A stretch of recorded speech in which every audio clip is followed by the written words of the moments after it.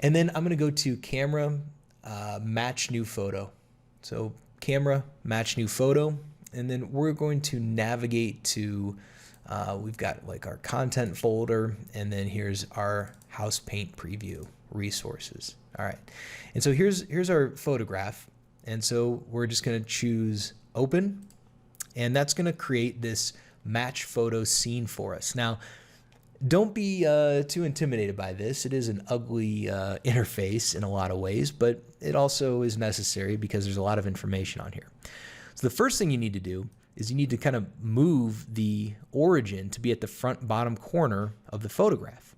So this is the front bottom corner of our house, and that's like our reference point to get it at the front bottom corner and kind of match those things up. Now, the other thing you can do is uncheck the model so that kind of frees up your screen. And then we need to align these axes bars to be kind of in line with parallel elements. So you can see like the green axis needs to go that way. And this house is perfect for this because of the siding and the roof, and it's a simple house too. Nice simple form.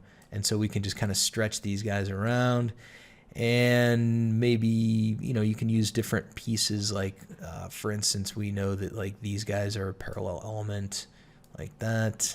And okay, so they're kind of set in place, but now I would zoom in on each one and just really make sure that like everything is just really as accurate as you possibly can, because the more accurate it is, you know, the better it's going to get. You know, your tolerances, when you keep them tight, they pays off in the end.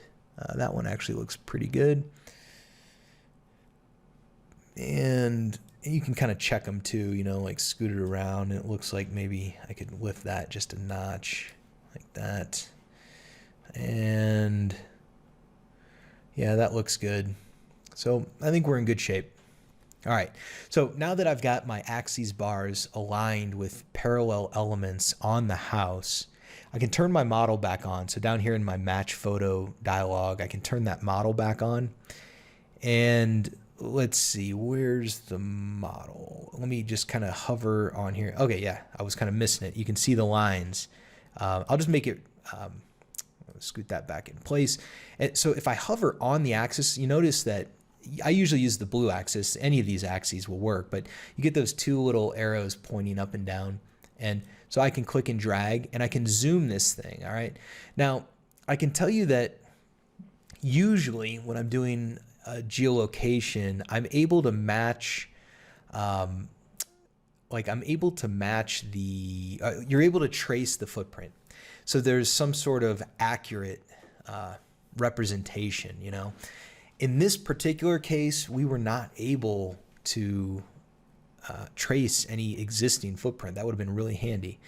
But, you know, we got the general idea. So we're going to just make an assumption that, you know, this is our starting point. We're going to say that the length of the house here is set up the way we want. And then we'll just kind of like work off of this and see if it lays out the way we want it to. All right. So this is kind of a more, a little bit more artistic representation because we don't have those measurements, but we will be able to establish proportions. All right. So, so moving forward, let's see, we're going to click on, you can either click done down here in your match photo, or you can right click in the white space and choose done. And then you can orbit, and you know, you get out of there. And then it's always possible to get back into that match photo dialog. Whenever you create that new match photo, you've got this scene up here. So you can click on that scene, hop back into the match photo scene, and then you can right click on the photograph and choose edit match photo. So that's how you get back here. But do know that you don't want to, once you get rolling on the modeling, it's pretty rare that you would come back in here and mess with your match photo. All right, so I'm pretty satisfied with where we're at. Like this wall right here is kind of set in stone. Like that looks good. And so I'm good to go. I don't need to mess with that match photo anymore. But you will find yourself kind of bouncing back and forth between the modeling environment and the match photo. So for instance, I can go to my push-pull tool and I can click once to start. All right, so you don't want to click and drag, you just click once. And while that push-pull is still active, I can come up here and click on this match photo scene and bring my cursor back down, and you can see now I can like set, you know, a height. And so what I'm doing is like setting where that trim is, like that. All right, so there's my height. All right, so you want to make a decision early on too about like what you're going to use this model for. So are we going to model extremely accurately? Are we going to set this to round feet and inches? Or are we just going to kind of click and drag and sketch this thing out? So I can tell you that as long as this is a close approximation, we're going to be good. We're not going to make any sort of drawings off of this. We're not going to be dimensioning anything. We're just creating renderings and pretty pictures to give the homeowner an idea of what's possible.